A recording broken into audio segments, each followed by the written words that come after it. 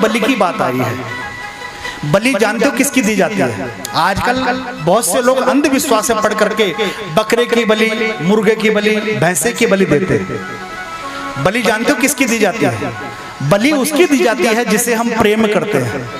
जिस बकरे को हम 10-20 हजार में खरीद के लेके आए हैं, क्या उससे हम प्रेम करते हैं? क्या बोलो, जिसे आप 10-20 हजार में खरीद के लेके आए हो, क्या उससे प्रेम करते हो? कदापि नहीं।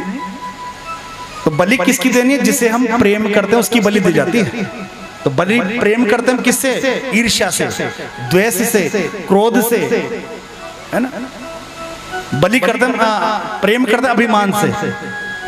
लेकिन हम कभी उनकी बलि कभी नहीं देते। हम देते किसकी? बेचारे अबोल पशु की बलि। जो बेचारा बोल नहीं सकता, अपने दर्द को कह नहीं सकता, हम उसकी बलि देते हैं। और किस लिए? अपने प्राण बचाने के लिए, हमारे हम बच जाएं, बस ये टपक जाए, ये मर जाए। बकरा किसका प्रतीक है? बकरा अभिमान का प्रतीक है। बकरा क्या करता है? मैं करता है।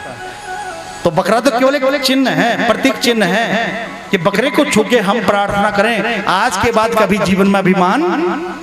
लेकिन हम बड़े समझदार निकले, बकरे को काट के, भगवती तो खाती नहीं है, हम खुद खा जाते हैं। बड़े समझदार लोग हैं। बलि दो बकरे। भैंसा है क्रोध का प्रतीक। भैंसे को जब क्रोध आता है उसके सामने कोई टिक नहीं पाता है। तो उस भैंसे को छू के प्रतिज्ञा करनी है कि आज के बाद कभी जीवन में क्रोध नहीं करेंगे, है ना। लेकिन हम लोग बड़े समझदार हैं, बस भैंसे को बलि चढ़ा दो। ठीक। तो बलि देनी है किसकी? जिसे हम प्रेम करते हैं। हम भी तो पशु तुल्य हो जाते हैं। जब किसी को गुस्से में देखो, गुस्से में उसका चेहरा कैसा होता है? फोटो खिंचाना, कभी एक फोटो हंसते हुए खिंचाना और एक फोटो गुस्से वाला खिंचाना। सच में वो लगेगा जैसे डंगर, बिल्कुल जैसे वो भैंसे जैसे लगेगा, जैसा क्रोध में भैंसा होता ना वैसे लगेगा। फोटो खिंचा के देख लेना। तो पशु कहीं और नहीं, पशु हमारे भीतर विद्यमान है। पशुता ये हम सबके भीतर विद्यमान है। तो बलि किसकी देनी है? अपने क्रोध की बलि देनी है, अभिमान की बलि देनी है। ठीक, ना कि किसी अबोल पशु की, पक्षी की बलि से भगवती प्रसन्न होती है, बल्कि पाप के भागी हम बन जाते हैं, है ना। पाप तो ही हमारे जीवन के जो संसार में आए हैं, लेकिन उसके साथ हम अनजाने बहुत सारे पाप कर देते हैं। बहुत सी बार कुछ लोग कहते हैं कि महाराज कि ग्रंथों में लिखा है कि यज्ञेन पशून आलभेद, यज्ञ में पशुओं को मारो। अब आलभेद का अर्थ क्या है?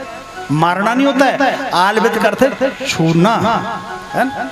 जैसे कल आचार्य जी पूजन करा रहे थे, तो आचार्य ने क्या किया? कदली स्तंभम आलभेद। आलभेद माने छूना। ये जो स्तंभ है इसको छू करके ब्रह्मा, विष्णु, शंकर जी और भगवान इंद्र को प्रणाम करना। तो आलभेद छूना। जैसे विवाह जब होता है तो विवाह में भी